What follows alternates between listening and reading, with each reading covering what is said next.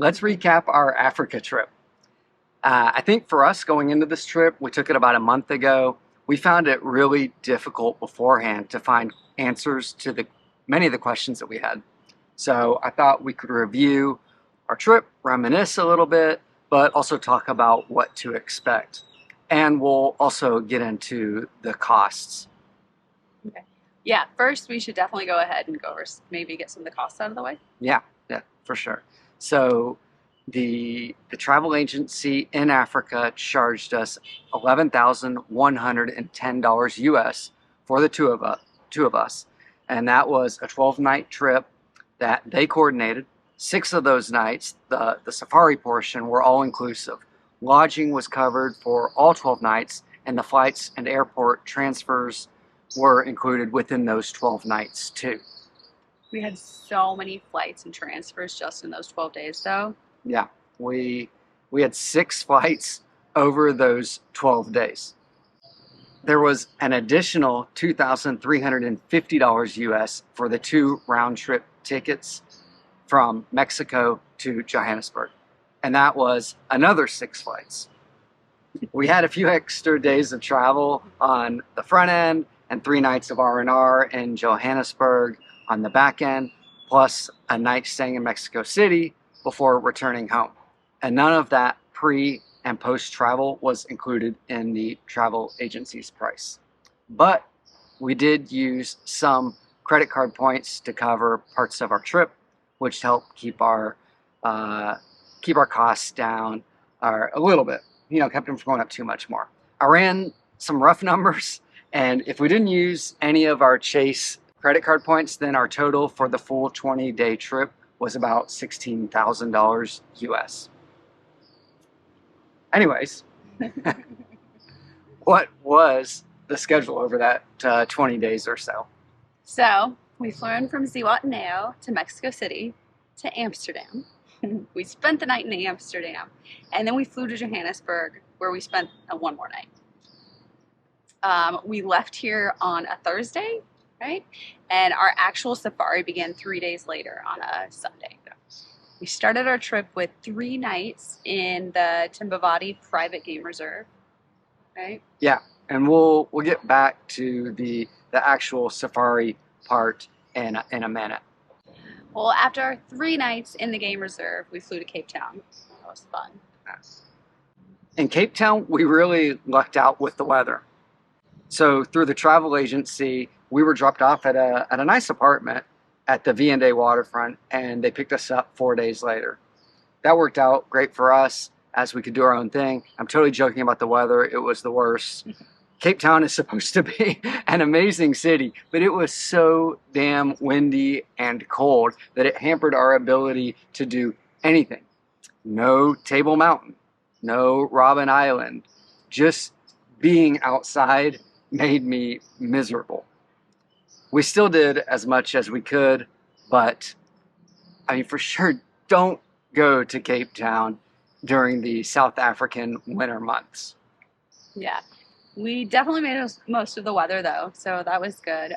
We did a few walking tours, we visited the aquarium, saw the penguins at Boulders Beach, and had a nice lunch at a winery. And we toured a lot of the city on foot too. Yeah.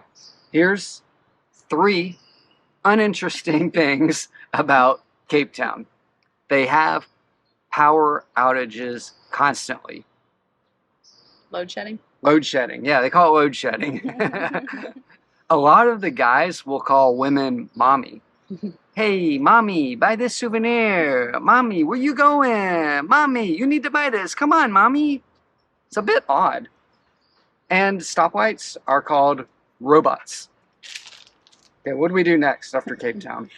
From Cape Town, we flew to Botswana for another 3 nights on a game reserve in the Okavango Delta. Mm-hmm. Yeah, and after that, we spent our last 2 nights in Zimbabwe. Mm-hmm. Once we were dropped off at our lodge in Zimbabwe, we were on our own again, which was kind of nice. Yeah. And we had 1 full day, and we visited Victoria Falls and did the sunset cruise down the Zambezi River. Oh, yeah. Those were additional expenses in Zimbabwe outside of the travel agency. And Zimbabwe lives up to their reputation as a super corrupt country. $30 US entry each to get into the country. We weren't even there 48 hours. Then $50 US entry each to see Victoria Falls. I mean, there's some great views, but it's basically a fee to walk in, look at the waterfall, and leave. You're in and out of that place in less than an hour. I was a great husband and brought a poncho for myself and only myself. So Allie had to rent a cheap $2 poncho for $3 US right outside the park. You did trade your $2 poncho outside the park for a 50-cent souvenir that I got to pick out, so you might have redeemed yourself a little. After seeing Victoria Falls, we walked across the Victoria Falls Bridge to the border with Zambia. The people selling souvenirs on the Zambian side were asking for items like pens and hair clips in exchange for a souvenir. They didn't want cash, they wanted these other items. We were a bit frustrated because we didn't have any of these basic items that they desperately needed, especially because a pen, I mean, that's a writing utensil. It's a tool for education. So you can jump, bungee jump off that bridge for $168 US. We didn't. No. We did pay another $50 US each for the sunset cruise down the Zambezi. It was cool. It was a 2-hour cruise that included transport to and from the boat, all the beverages you can drink, and some snacks. We were full and definitely toasty by the end. Yeah, the $50 river tour definitely felt like a better value to me compared to the $50 entry to see the waterfall. Yeah, and then the next day we were driven back to the airport and flown to Johannesburg, which I guess was officially the end of our tour and where we were on our own again, right? Correct. So my parents, who were with us the previous 12 days, they flew back to the States, and we stayed 3 more nights in Joburg. Then we flew to Mexico City, where we spent 1 more night and landed back home in Ziwa 20 days after we began. Okay, so what about the 6 nights that we were on safari? Okay, schedule, it goes like this. You got a 3-hour-ish morning drive, then you have breakfast, some free time to nap or do whatever you want, lunch, another 3-hour drink, another 3-hour afternoon drive, dinner, and then bed. If the sun's out, you can't leave the cabin or tent on your own. Yeah. Due to the wild animals that come out at night, you need to be escorted early in the morning and to and from dinner. The food was awesome, and there was plenty of it. Yeah, the food was outstanding and, like you said, plentiful. I mean, there were so many options. We never went hungry. No. On the game drives, the Land Rovers hold up to 9 people, and we usually had like 2 or 4 other people with the 4 of us. But if you need to go to the bathroom on the drives, you'll be going behind the Land Rover. So just let your guy know. All of our drives had a guide who was also the driver and then a tracker of the animals. Together, they would prep the Land Rover before you got on. This included like ponchos, blankets, and water. We'd always stop somewhere on the 3-hour safari drive for a 30-minute break, which included snacks and drinks. Mm-hmm. Yeah, the weather was a little erratic though. It was really hot in the beginning of our afternoon drives, but in the morning drives and the end of our afternoon drives, we were so damn cold. It was crazy. And then we had a little rain too on one of them. Yeah, there was a morning or two where I think I wore every single one of my clothes to stay warm. I'd also recommend bringing at least 1 set of binoculars to share between 2 people. And we used our cell phones as flashlights, but if we had a nicer flashlight, that would have really helped us, I think. In Timbavati in South Africa, we had Wi-Fi in the main common area. That was nice, but there was no Wi-Fi at all in our lodge in Botswana. Yeah, that was a bit of a shock, and took us a minute to get over that. In the safari in South Africa, we had electricity in our cabin too, but not so in Botswana. So if you don't have an outlet adapter or at least a charge lock, then that can cause some headaches because only in kind of the common area can you plug in some stuff. Yeah, they have a big block that everyone can plug into. Yeah. So, well, both lodges were all inclusive. In South Africa, they did charge for liquor drinks, so we drank beer. Yeah. And whereas in Botswana, it was basically an open bar, and like you made your own drinks. Yeah, so that was pretty awesome. Things not included in the safari: souvenirs. Yeah, no kidding. Of course, and massages. I think that's about it. And the massages were like maybe 50 or 60 US dollars for an hour. Well, one thing that's important is that you need to tip the staff. That's definitely not included. Yeah. And the going rate's about 15 to 25 US per person for the guide and tracker per day. And then it's about $10 per person a day for the support staff. Right.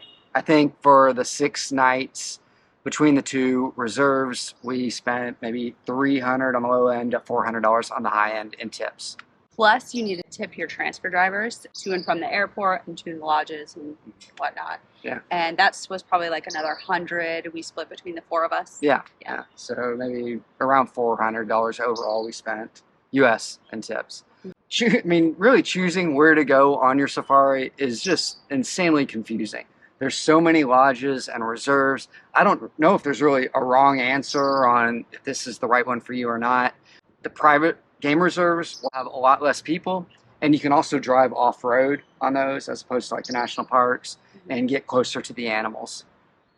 Do your research. Fortunately, we had your mom do all the research for us, so she looked into every single place to see what the best one was.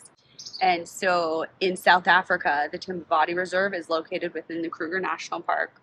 And there's no fences, so the animals roam freely.